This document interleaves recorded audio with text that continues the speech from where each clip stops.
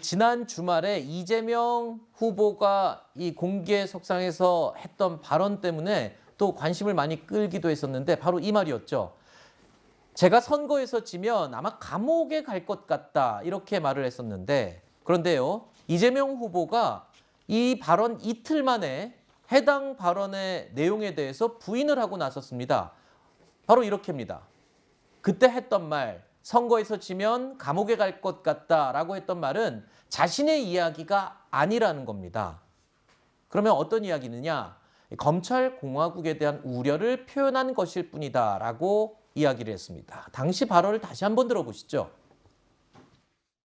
이재명은 확실히 범죄자가 맞다. 자기가 반드시 책임을 묻겠다. 누가 그랬습니까?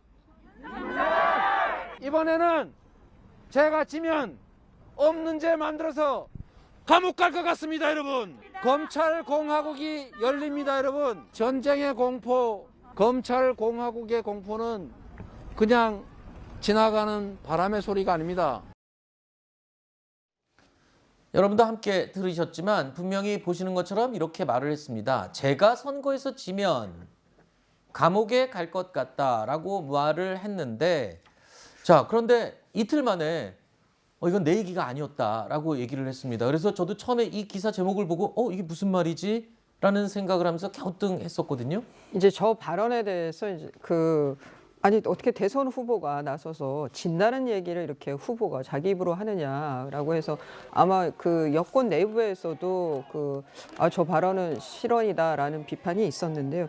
이게 뭐 국어 시험도 아니고 그 재가가 지면에만 해당이 되는 건지 그 뒤에 감옥 갈 것 같습니다까지 해당이 되는 건지 이거는 뭐 국어 문제 푸는 것도 아니고 모든 분들이 그 현장에서 그리고 지금 다시 영상에서 나왔지만 저 발언을 들었을 때 감옥 갈 것 같다라는 게 누구를 지칭하는지는 그거는 이재명 후보를 지칭한다는 건 다 상식적으로 아마 그렇게 이해를 하셨을 겁니다. 그런데 이제 그러니까 저렇게 뻔한 어떤 둘러대는 듯한 저런 그 발언 태도가 결국은 후보의 신뢰를 깎아먹는다는 거죠. 이재명 후보의 경우에 전과 중에는 검찰 사칭을 한 전과도 있단 말이에요. 그러니까 그런 전과를 갖고 있는 분이 또 저렇게 발언을 하고 그러니까 계속 신뢰는 떨어지고 그러다 보니까 결국은 이 지지도가 박스권에 머무는 거 아니냐라는 이제 날선 비판들이 많이 있거든요. 이런 비판들을 또 이재명 후보가 좀 이걸 진영 논리를 떠나서 본인에 대해서 좀 돌아볼 필요가 있어 보입니다. 네. 자, 이런 가운데 이 최근 이재명 후보를 적극 지지하고 홍보하는데 애써왔던 송영길 민주당 대표가 긴급 기자회견을 열었습니다.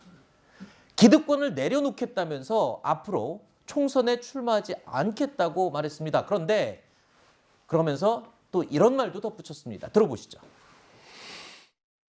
당대표직은 유지하시는 건데 그거에 대한 배경 설명해 주시면 감사하겠습니다. 그리고 또 이재명 후보님과 이번 기자회견 상의하신 내용 있으십니까? 그 질문의 취지가 뭔지 잘 모르겠는데 당연히 당대표를 유지해서 책임을 다해야죠. 상의한 바 없습니다. 후보도 다 저의 충정을 이해할 것이라고 생각합니다. 막판에 이런 거 아니냐, 쇼로 붙이는 거 아니냐라는 그런 우려도 있을 것 같은데. 평소에 제가 생각해온 것이고요. 그래서 아시다시피 제가 이 당의 처음부터 지도부가 아니었지 않습니까? 수많은 배제의 아픔을 겪고 불뿌리 당원들의 힘으로 기적같이 저는 당대표에 선출됐다고 생각합니다. 지금 말씀이 선거 때가 되니까 어제 오늘 이야기 아니라 당대표 된 날부터 지금까지 일관되게 민주당 간판 빼놓고 다 변화시키자고 노력을 해왔고.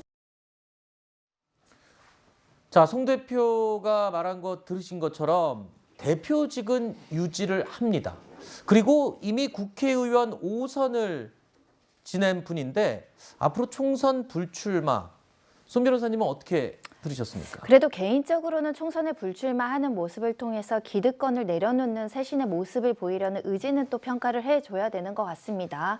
또한 이제 총선 불출마뿐만 아니라 지금 보궐선거 3곳이죠. 종로, 안성, 청주에 이제 민주당 후보를 내지 않겠다는 것은 혁신하겠다라는 이제 다짐으로 보이는데 조금 아쉬운 것은 조금 시점과 관련해서 좀 선제적으로 새신, 인적 새신, 개혁의 모습을 보여줬으면 그 효과가 더 좋았을 것이다. 그런 아쉬움의 목소리가 있을 것 같고요. 특히 지금의 민주당이 굉장히 위기의식이 있기 때문에 이래서 하는 거 아니냐라는 비판도 직면할 수 있을 것인데 결국은 인적 쇄신을 하고 새로운 인물을 영입을 해서 새로운 모습을 보여줘야 유권자들의 표를 받지 않을까 생각이 듭니다. 네.